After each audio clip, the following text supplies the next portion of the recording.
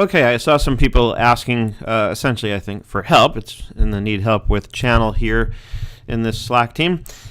As far as how to reply properly so that you can keep things in context, there's a couple of ways. The old way, really, which is still available, is to hit the reply option, which is here, and it says share message. But essentially what that's going to do is reshare it with your reply in context so that you and anybody else who's concerned can see what you're replying to. But more recently, Slack added this threads option so that if I wanted to reply to Denise here, I can click the start a thread option, and this way it's replying in line, sort of the way we do in a thread on Facebook. It works the same way, and this way it's real clean and clear what you're responding to, who you're responding to, and when, and it keeps it all together.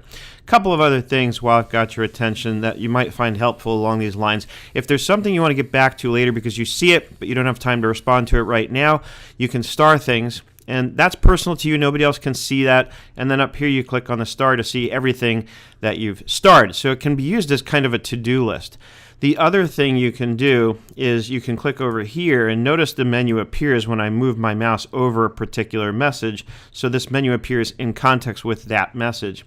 And then I can click here and I can choose to I can choose to remind me about this. Right, but I can also mark unread. I find that to be really useful because you'll see what it does when I choose that is it lights the channel back up the way it does when I have unread messages in that channel. That has a way of getting my attention. The reminders are great too. You'll get a reminder from Slackbot at whatever time you've chosen to to go read that message or respond to it or whatever it is you wanted to do.